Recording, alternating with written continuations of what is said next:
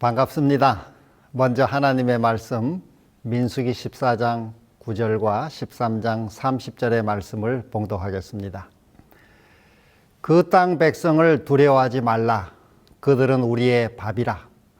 그들의 보호자는 그들에게서 떠났고 여호와는 우리와 함께 하시느니라. 그들을 두려워하지 말라. 우리가 곧 올라가서 그 땅을 취하자. 능히 이기리라. 오늘 저는 이 말씀을 가지고 행복 버튼 매콤 갈신이라는 주제로 말씀드리겠습니다. 오늘날 현대인들을 가장 괴롭히는 심리적 질병 가운데 하나가 열등감입니다.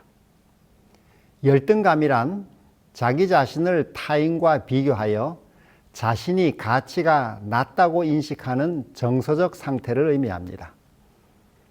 이 열등감은 일시적 감정이 아니라 반복적인 비교와 왜곡된 자기 개념이 굳어져 성격과 행동을 지배하는 감정 패턴입니다. 이런 사람들은 휴대폰이나 인터넷 등 SNS를 보면서 다른 사람들의 화려한 삶과 자기의 현실을 비교하며 스스로를 초라하다고 생각합니다. 성도들 가운데도 겉으로는 신앙생활을 잘하는 것처럼 보이는데 마음속으로는 열등감을 안고 살아가는 사람들이 있습니다. 이 감정은 끊임없이 남과 비교하게 만들어 사람을 위축시키고 소리 없이 영혼을 파괴합니다. 이런 사람들은 이렇게 말합니다. 나는 부족해요. 나는 저 사람보다 못해요. 하나님은 나보다 다른 사람을 더 쓰실 거예요. 사실 열등감은 단순한 성격의 문제가 아니라 정체성의 문제이고 신앙의 문제입니다. 옛날 이스라엘 백성도 열등감의 문제 때문에 하나님이 주신 사명을 감당하는 데 실패했습니다. 모세는 가나안 땅 정복을 앞두고 각 지파에서 한 사람씩 12명을 뽑아 그 땅을 정탐하도록 했습니다. 그들은 40일간 그 땅을 탐지하고 돌아와 백성에게 보고했습니다. 그런데 그 중에 10명은 가나안의 거인들과 자신을 비교하며 열등감에 빠졌습니다. 그들은 이렇게 말했습니다. 우리는 능히 올라가서 그 백성을 치지 못하리라. 그들은 우리보다 강하니라. 거기서 본 모든 백성은 신장이 장대한 자들이며 거기서 또 네피림 후손 아낙 자손 대장부들을 보았나니 우리는 스스로 보기에도 메뚜기 같으니 그들이 보기에도 그와 같았을 것이라. 민수기 13장 31절로 33절. 400년 이상 노예 생활을 하다가 탈출한 이스라엘 백성에게 그 견고한 성체와 무기를 갖춘 가나안 사람들은 너무나 버거운 상대였습니다.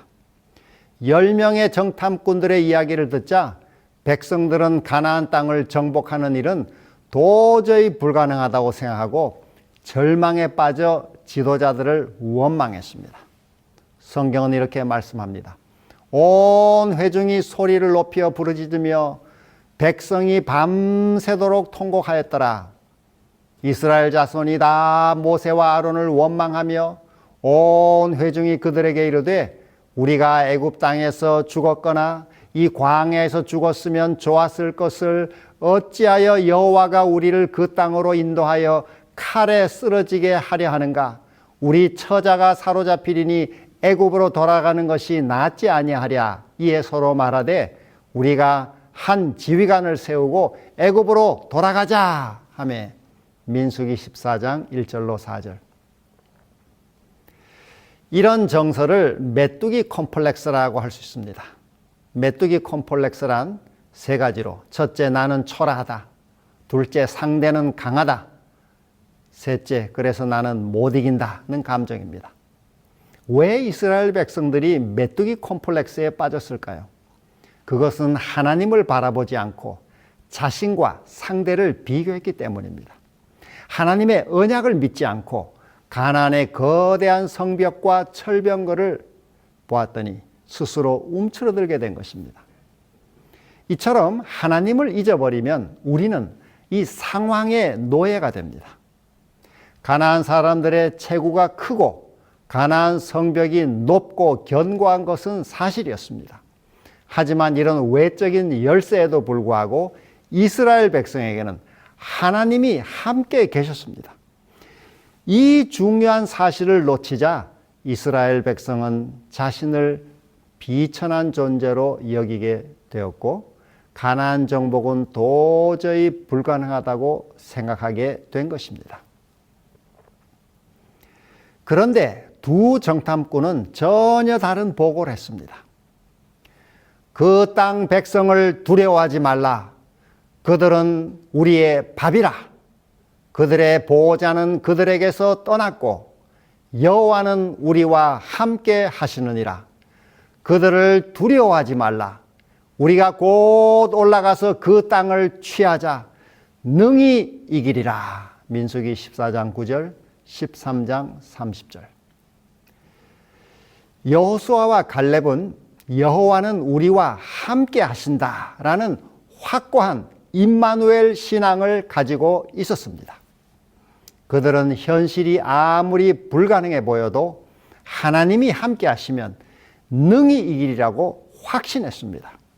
그리고 가나안 족속을 가리켜 그들은 우리의 밥이라고 외쳤습니다. 그때로부터 45년이 지난 후에도 갈렙은 가나안 정복의 핵심인 헤브론 산지를 구했습니다. 그때 그의 나이는 85세였습니다. 남들은 은퇴하고 뒤로 물러나 있을 때 갈렙은 이 산지를 내게 주소서라고 요청했습니다. 이처럼 하나님이 쓰시는 사람들의 공통점은 하나님이 나와 함께 하신다라는 굳센 믿음을 가지고 행동한다는 것입니다. 그들은 외적 상황을 보면서 그것을 자신과 비교하지 않고 하나님이 주신 사명에 충실합니다.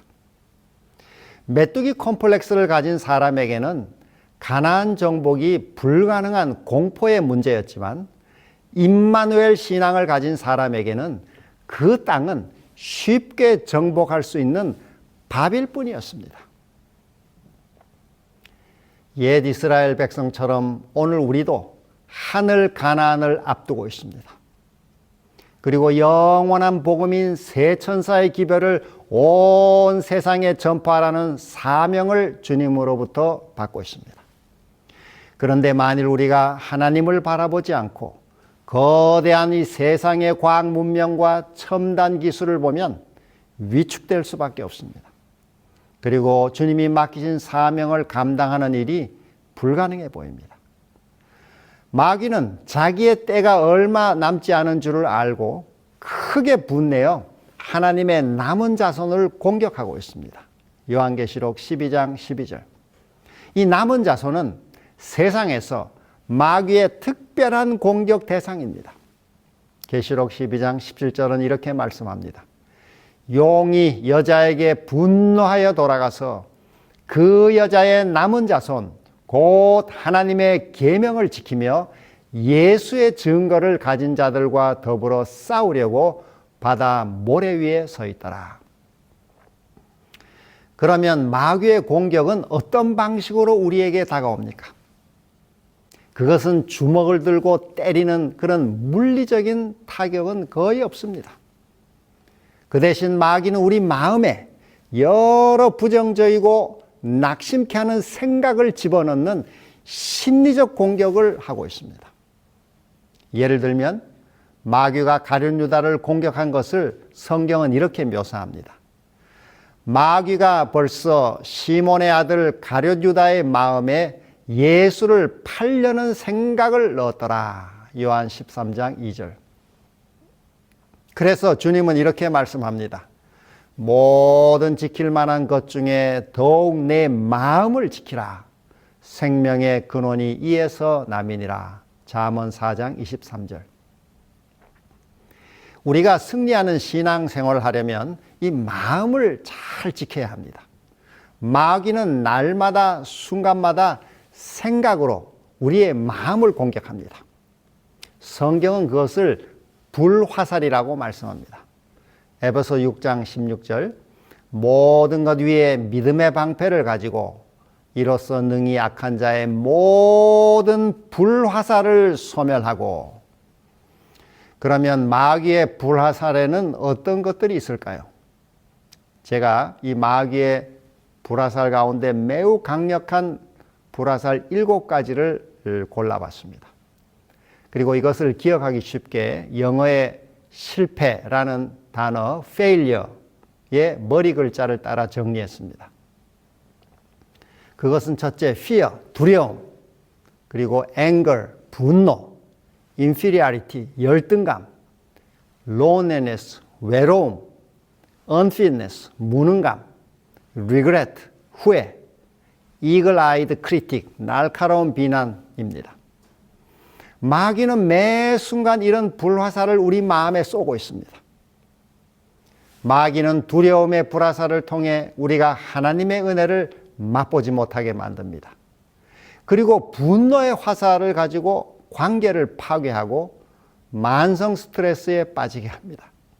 또한 열등감의 불화살을 이용해 우리로 하나님이 주신 소명과 사명을 보지 못하게 합니다.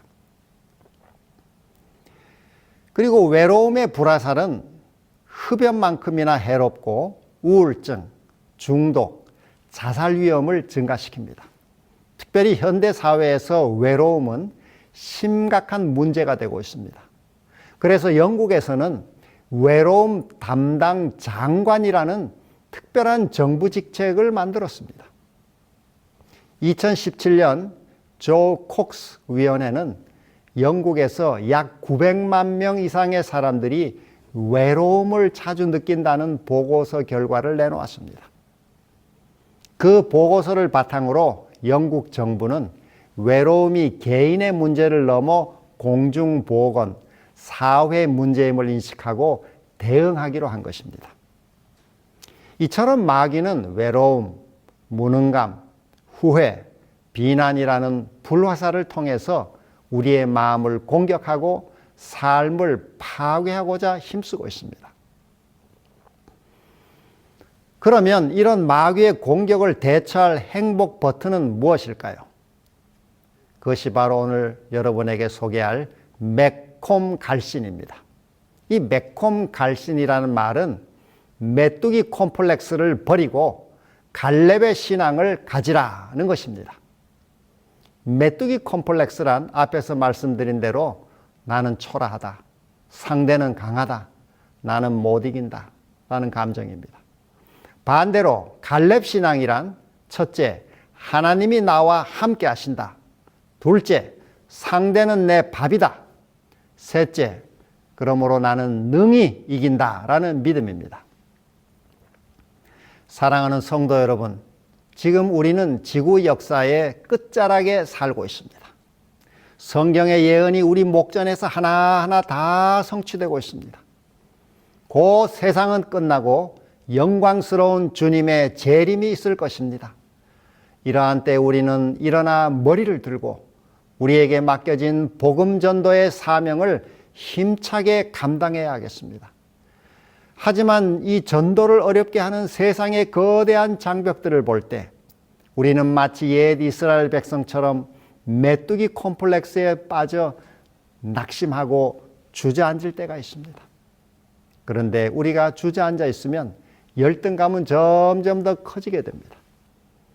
메뚜기 콤플렉스에 빠져서 모든 방해물이 다 제거되기를 기다리지 말고 우리는 갈렙처럼 갈렙의 신앙으로 도전해야 하겠습니다. 이 요단강은 믿음으로 발을 담글 때 갈라졌습니다. 증언에는 이렇게 말씀합니다. 믿음을 행사하는 것보다 더 빨리 그 믿음을 북돋워 주는 것은 없다. 그대의 경험 중에 믿음을 행사하라. 선지자 왕 351 또 175페이지. 제가 성경 말씀을 가지고 이 마귀의 불화살을 대처하는 승리의 비결을 만들어 봤습니다. 영어의 성공이라는 단어, success의 머리 글자를 따라 이거 역시 7가지로 정리했습니다. 그것은 첫째, self-image renewal, 자아 이미지 쇄신. 둘째, upward thinking. 위의 것 생각. 셋째, challenge the future. 미래 도전. 넷째, commitment for now. 현재 집중. 그 다음, erase the past. 과거 이즘. 그리고 serve others. 다른 사람 섬김. 마지막 일곱째, self-improvement. 자기 개발입니다. 이 한 가지씩 살펴보겠습니다. 자아 이미지 쇄신. 이것은 고린도후서 5장 17절.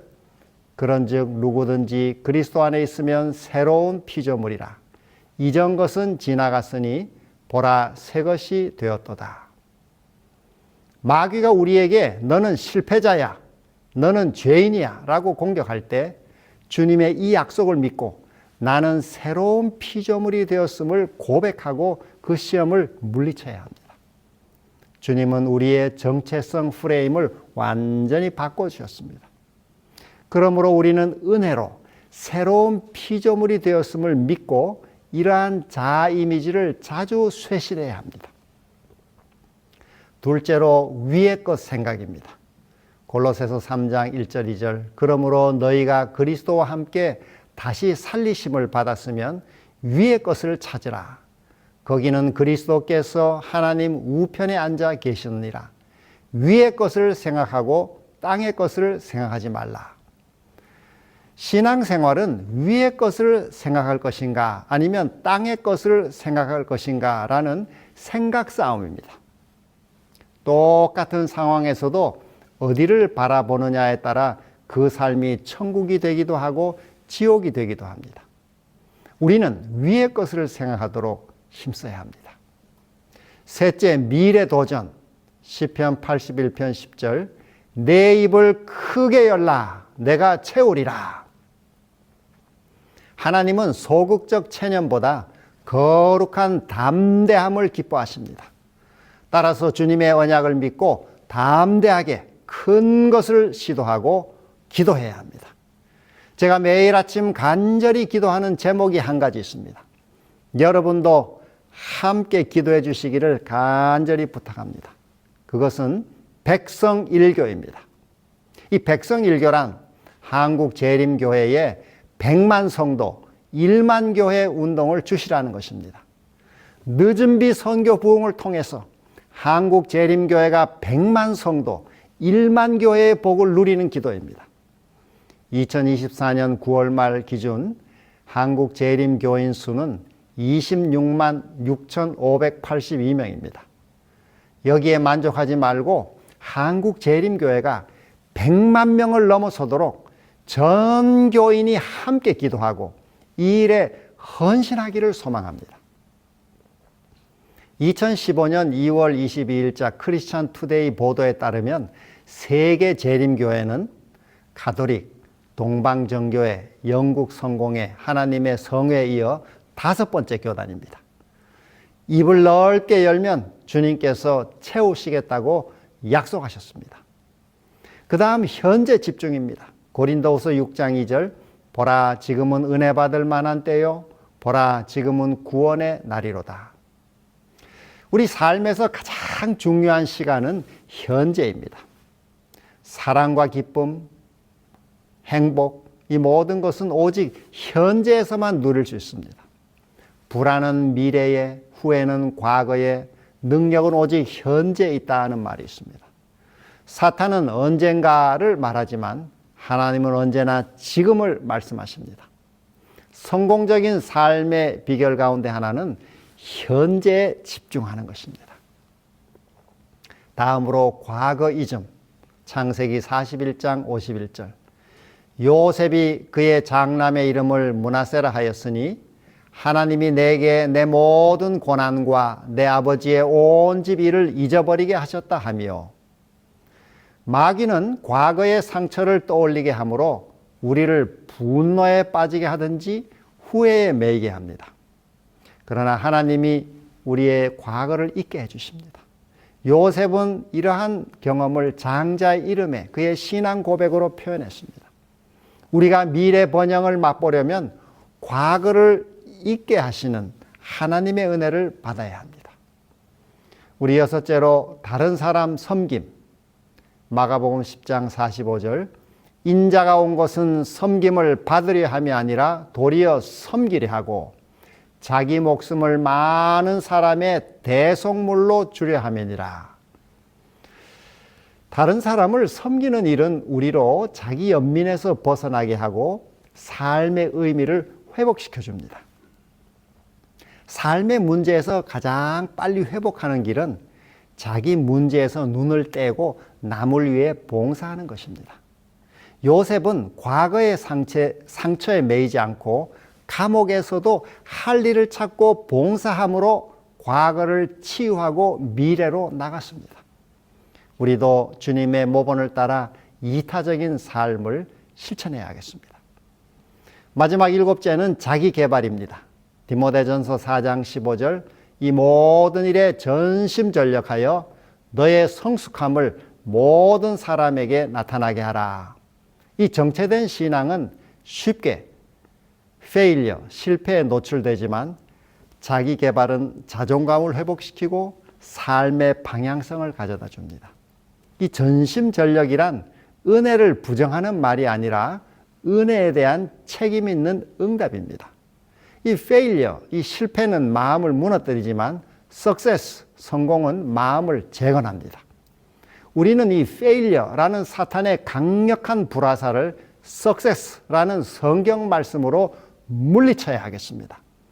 날마다 이 failure, 실패라는 사단의 전략을 success, 성공이라는 하나님의 처방으로 대처할 수 있기를 바랍니다. 사랑하는 성도 여러분, 복음 전도 사명을 감당하는 일은 인간의 힘으로 할 수 없고 오직 성령의 충만을 받아야 가능합니다. 만군의 여호와께서 말씀하시되 이는 힘으로 되지 아니하며 능력으로 되지 아니하고 오직 나의 영으로 되느니라. 스가랴 4장 6절. 예수님도 이 땅에 계실 때 매일 성령 충만을 받으심으로써 사명을 감당하셨습니다. 실물교훈 139페이지에는 이렇게 말씀합니다. 그는 매일 아침 여러 시간 동안 아버지와 교통하심으로 하늘의 빛을 사람에게 나누어 줄 준비를 하셨다. 그는 날마다 성령의 새로운 침례를 받으셨다. 또 이어서 시대의 소망에 이렇게 말씀합니다. 예수께서는 전적으로 하나님께 의지하였고 은밀한 기도처에서 하늘의 능력을 구하셨는 바 이는 의무와 시련에 견딜 힘을 얻기 위해서였다. 그는 당신의 인성이 신성과 인성을 연결시킬 하늘의 전류로 충전되기까지 하나님의 보좌를 향하여 탄원하셨다. 예수께서는 끊임없는 교통을 통하여 하나님에게서 생명을 받으셨는데 이는 그가 세상에 생명을 주시기 위함이었다. 예수의 이 경험은 우리의 경험이 되어야 한다. 시대의 소망 363페이지. 예수님은 이 땅을 떠나시면서 제자들에게 빨리 가서 일하라고 말씀하시지 않고 먼저 성령 충만을 받을 때까지 기다리고 기도하라고 말씀하셨습니다.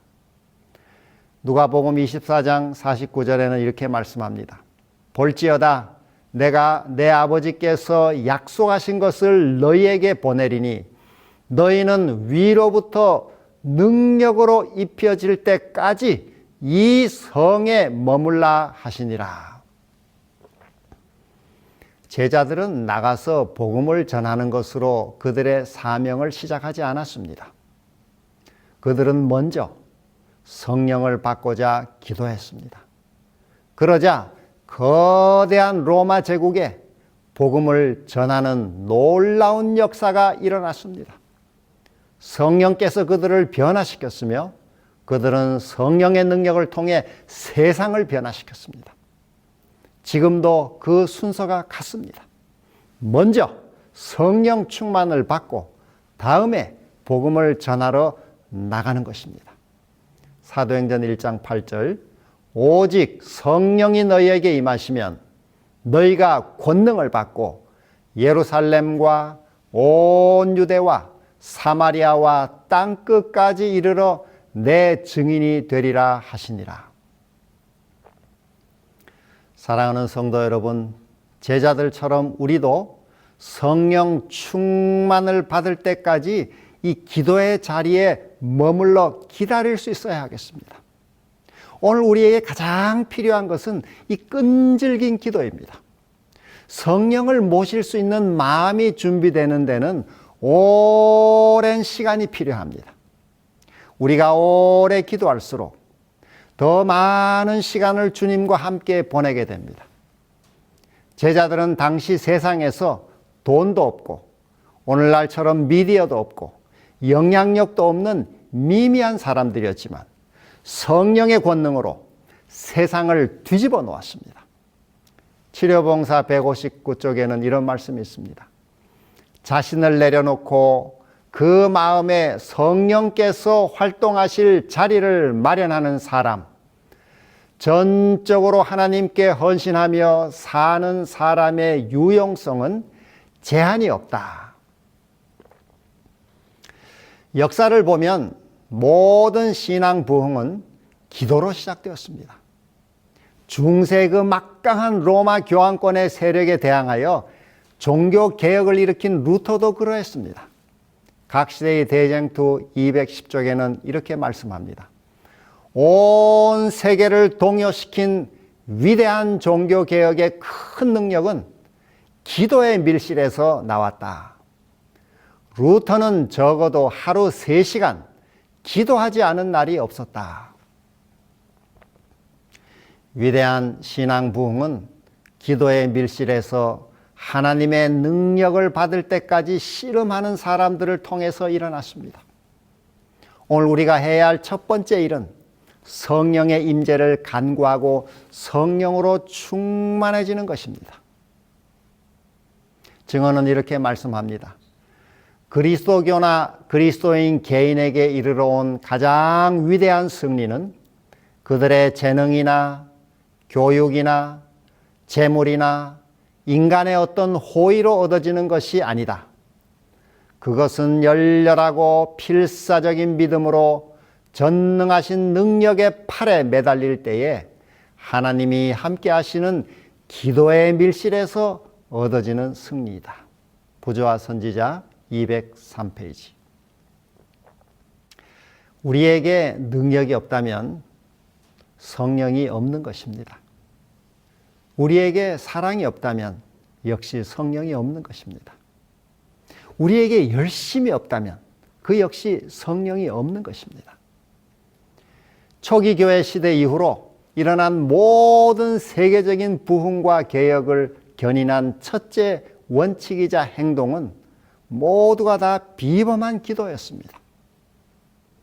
사랑하는 성도 여러분, 하늘 가나안을 앞두고 마지막 사명을 감당하는 우리 모두에게 주님께서 기도의 영을 부어주시기를 소망합니다. 우리가 일하지 못하도록 방해하는 이 마귀의 불화살을 매콤갈신으로 물리치게 힘주시기를 기도합니다. 거대한 세상의 장벽을 만날 때 메뚜기 콤플렉스에 빠지지 말고 갈렙의 신앙으로 전진할 수 있기를 바랍니다.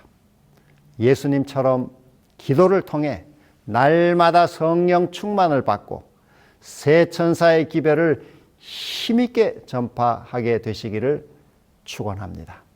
주님의 은혜가 여러분의 삶과 가정과 교회에 충만히 임하시기를 소망합니다. 다 같이 기도하시겠습니다. 자비로우신 하나님 아버지, 오늘 귀한 말씀을 허락해 주셔서 감사합니다. 하늘 가나안 경계선에 서 있는 우리가 받은 사명을 잘 감당하도록 은혜를 부어 주옵소서. 이 일을 방해하는 마귀의 불화살을 말씀으로 기도로 물리치게 도와주옵소서. 더 이상 자신을 메뚜기로 비하하며 주저앉아 있지 않게 도와주옵소서. 내 안에 계신 성령님을 의지하여 세상을 향해 너는 나의 밥이라고 외칠 수 있게 도와주옵소서. 오늘도 우리 가운데 몸이 아픈 이들, 마음이 상한 이들에게 하늘의 치유와 위로의 은총을 부어주옵소서. 우리의 가정과 교회를 복주시고 우리나라를 지켜주옵소서. 위정자들에게 하늘의 지혜와 판단력을 더하사 하늘을 두려워하고 백성을 사랑하는 마음으로 치리하게 도와주옵소서. 특별히 한국 재림교회에 세우신 종들을 복주시고 성도들에게 늦은 비 선교의 부흥을 허락하여 주옵소서. 주님의 은혜가 다가오는 한 주의 삶도 선히 인도해 주시기를 비오며 예수 그리스도의 이름으로 기도드리옵나이다. 아멘.